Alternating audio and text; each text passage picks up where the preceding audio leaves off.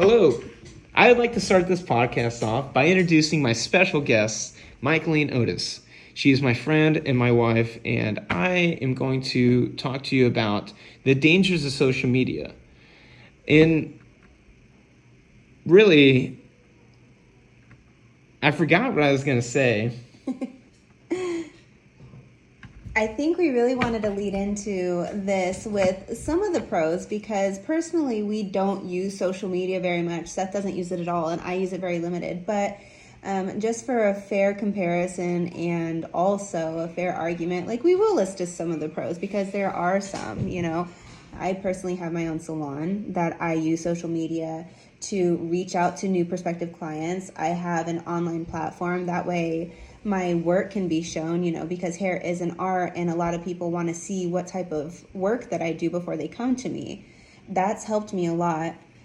Reach new people, connect with current clients and existing clients. And also, we can't overlook the fact that we both have family that's out of town. And so we can connect with them as far as pictures. And even though Seth doesn't have social media, my Facebook kind of encompasses both of our personalities and families. And so the, people that live out of town can connect with us. So those are positives that a lot of people have. But Seth, what do you think was your first thing that you just really noticed, even, early on that you felt was a negative for social media? Like, do you remember your first negative interaction on social media that had a negative impact on you? I'm glad you asked that question. I could say I've had several. Now that I'm not in social media, life is a lot better. But I would say when Facebook first started, I was very much involved. And I was involved with Facebook and Instagram and Snapchat, YouTube, everything. But I was made fun of. And that left a really negative impact on my life. And It didn't shy me away from using social media, but I definitely was affected by that. And I know many people are, just because it's so easy to cut into somebody that is not directly in front of you. But on a positive note, I was able to stay connected with the people that I wasn't around constantly, and I was very grateful for that because when I was deployed overseas, I was able to communicate much easier than most people were before social media came out. And using Facebook and email was not always as consistent because people are more adamant on staying in the loop. It's more engaging when you can see them and see their pictures and have that immediate response. Email is kind of like the phone call. You don't know if you're going to receive somebody on the other end, or there's this lag between. It definitely doesn't have that instant gratification. Right. Social media has been it's been a way that people are able to grow a business, to gain ideas. There's a lot of creativity that's still there in social media, YouTube included. But even though there's so many great things, the studies that are just continuously coming out on the effects that social media has and the impacts on our well-being. That's actually, as far as the well-being and that negative impact on the emotions, that's actually my first memory of a negative experience with social media. Seth is actually 5 years younger than me, and so that doesn't seem like, we're in our 30s now, but, when the dawn of social media, 5 years was very substantial. So my experience, I was already out of high school. I was out of middle school, where a lot of that bullying comes from in that age group. I was in my early 20s, and I had that, they call it FOMO, the fear of missing out. That was huge. So we would, the early Facebook, people weren't reposting memes and all this other stuff. It was very much limited to like what you were doing that week, and people were using it for photos or for like adding their friends and having conversations for everybody to see. So it was very much like, oh my gosh, what are they doing? They went to this party without me. They're out there having so much fun and I'm not there. So that was my first negative emotion. I had a lot of friends that were at the university, you know, in 2009, 2010, in that kind of era. And some of them were foreign exchange students. So when they went home for the summer, you know, and then you missed them and you didn't have that connection but you got to see them. But so I guess in a way that's probably pretty mild compared to the bullying, which I think is a lot more prevalent now. And we see it happening earlier and earlier. You know, we even have children of our own. And, you know, I had boys that just graduated high school a couple years ago, and they were saying just how much bullying happens online, especially through Snapchat now, because it's not just one-on-one. That one person can bring in like 5 different people. Now all of a sudden this one person is being attacked by dozens of people, or they're the, you know, topic of something, and it can have really devastating effects, even to where, you know, people ultimately end their life. And that, as awful as that is a huge issue with our youth right now, that those suicide rates and depression and anxiety rates are skyrocketed, and they've directly correlated it with social media use.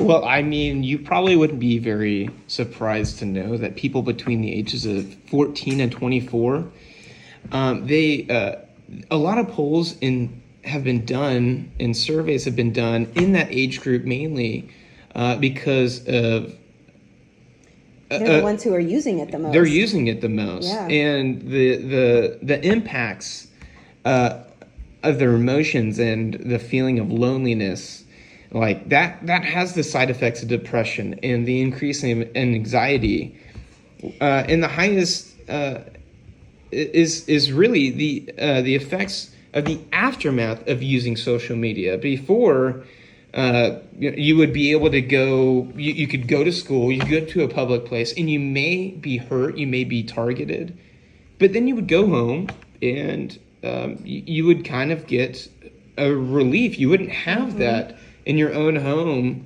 where now your home is no longer a safe place when you're engaged in social media. Yeah, you never get a break from it. It never ends.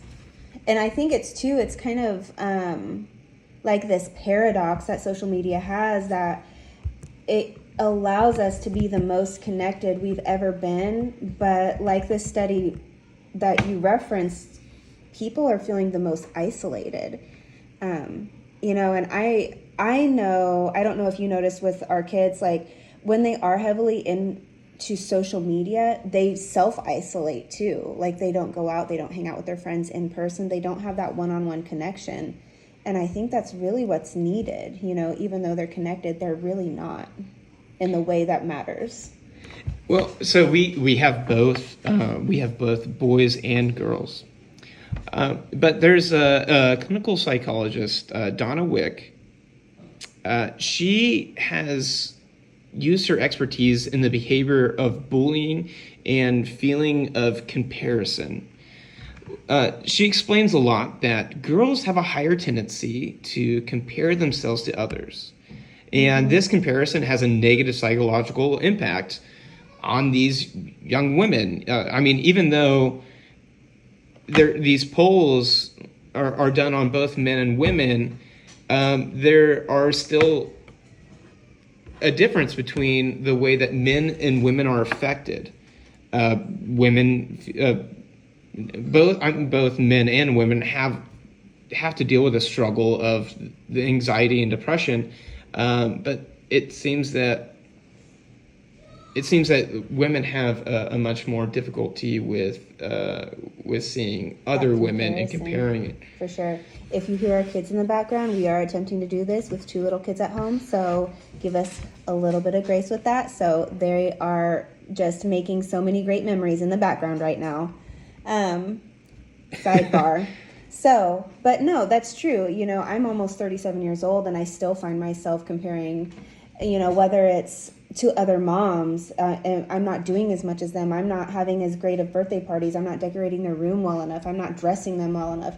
all the way to even fitness influencers. You know, I look at myself after having 4 children, and I see this other woman who's had 4 kids. I'm like, wow, well, she somehow finds a way to be in incredible shape and be a great mom and a great wife and have this amazing body. Like, why am I not at that? Like, I must be a failure in some way. And so I think I'm able to really mitigate those negative effects a little bit easier than I was when I was younger, but I'm definitely not immune to it by any means. It still affects me. And I mean, that's something we and you talk about pretty regularly too. And then, you know, I need your reassurance on that. So I could absolutely see in my own personal life, and just being a hairstylist too, I'm around a lot of women, and, you know, everybody tells their hairdresser everything, which is really true, but it's true for all women. And I have these most beautiful women sitting in my chair.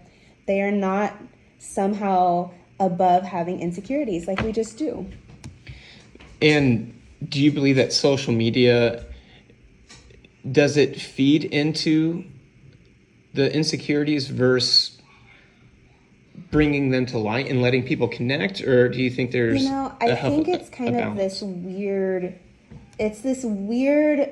culmination of multiple things, because on one hand, social media brings all these things, like, you know, the advertisements, we pop up like, oh my gosh, you need this product, so otherwise you're not going to be happy. I mean, that's just marketing. Gotta have it. Social media does the same thing, except so now it's like, oh, and the algorithm even more so tailors to that. So, you know, we have these tendencies to view certain content, whether it's for our own purpose or benefit, or if it's just feeding into our insecurities. But so then we have advertisements tailored to that. So now you have, oh, you must have been looking at cellulite firming cream. Let's just have all these different things that are going to fix your life. Algorithms. Yeah. So you buy it. Guess what? Probably doesn't work. And if it does work, not as great as the girl on the advertisement. So then it kind of is this like really vicious cycle. And then it's like, oh, you can't use the creams. You got to do the workout. So you do the workout. Or maybe you don't have time to do the workout. You know, so it's just like, it kind of feels like the proverbial hamster wheel, you know?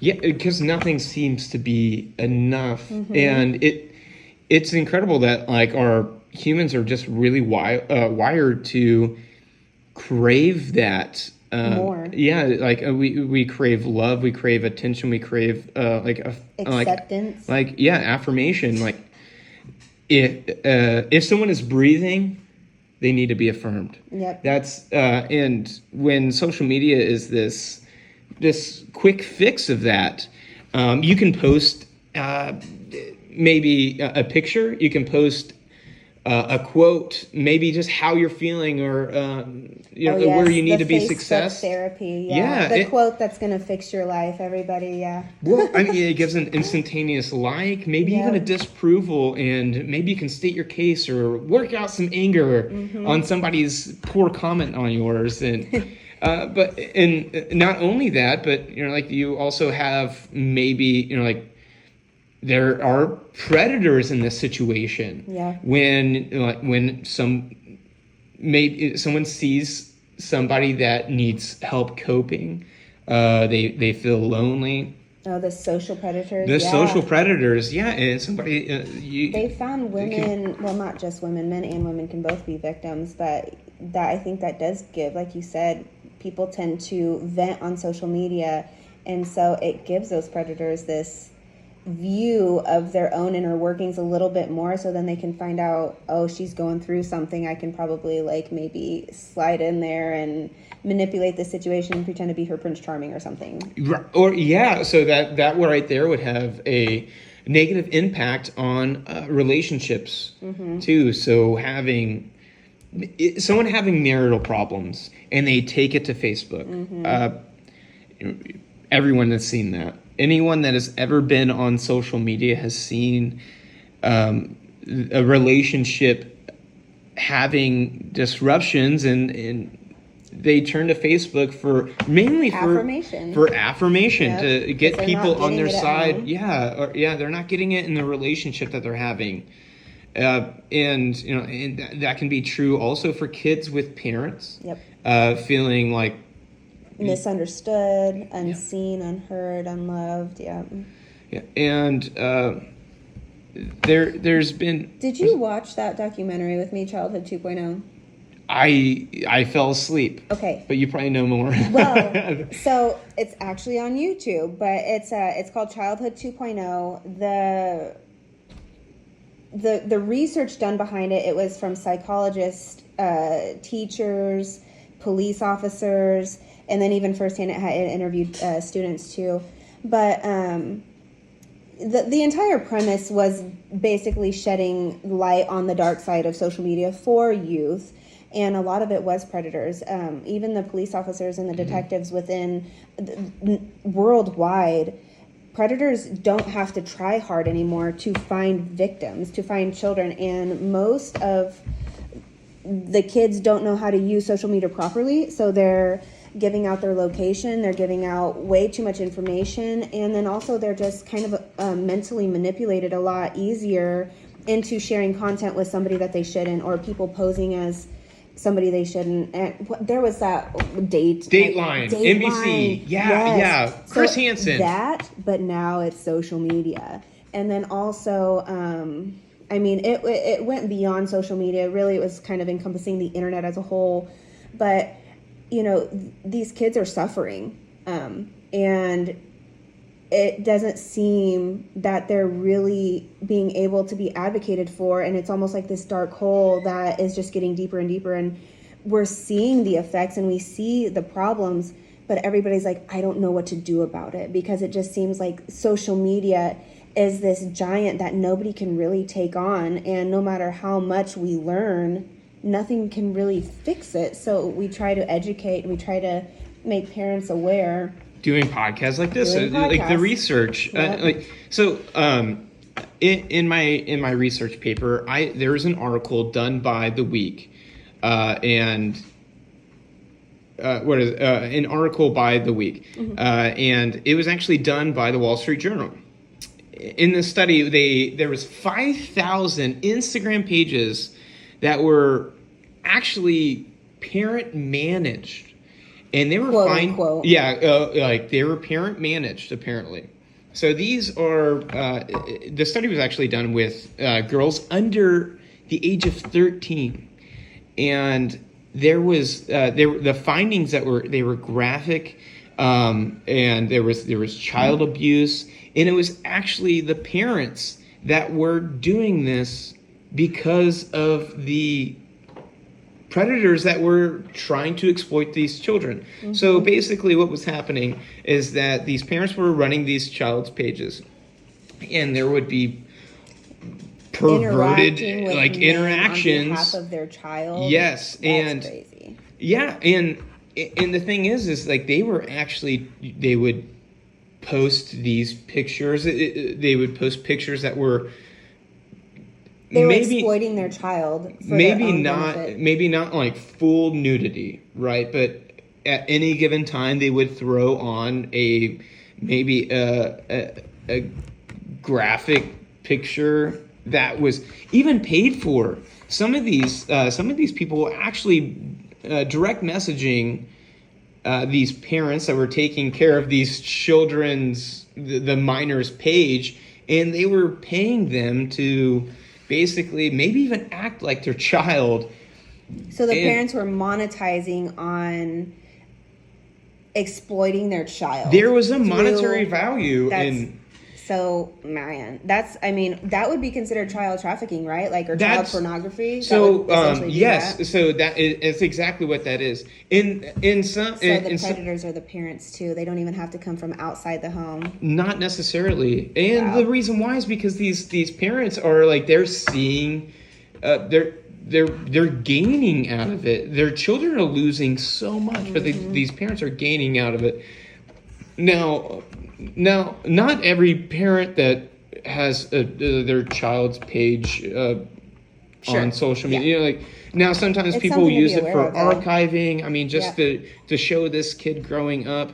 But it just seems to maybe turn into something They've changed the algorithm, actually. So if I post a picture of Celine in a diaper, we have a 2-year-old, her name's Celine. So if I post a picture of her in just her diaper, that post will automatically be taken down because it shows too much nudity. Well, so the thing that's is, probably in response to these are actually private pages. These are private pages. So it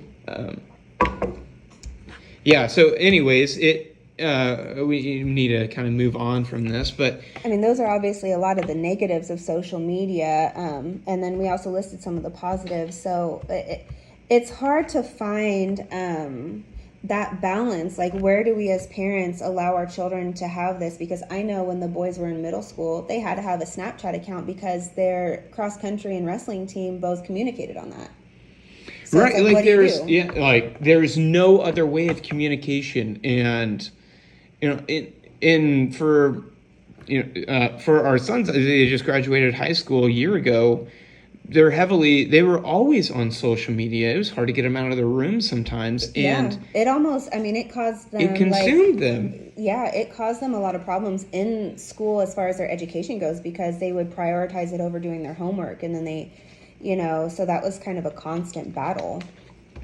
Right. But again, so going back to the source of it, the pros of social media are that connection, and it gives us so much access to information. Like, anytime we need to do a home project, what do? We hop on YouTube. So there's a video for everything. YouTube. We need an idea for decorations. Pinterest. Yep. I mean, there's literally planning our 7-year-old's birthday party right now off Pinterest. Right, and using Facebook to invite people more in a mass way and give them the information that they need. Like, oh, when is the party starting? We're not going to put our address out there on social media, even though Google has it. It's okay. Google has it, but there's really no escape, truly. But it's the education that people need to understand, because it's really important to weigh the risks.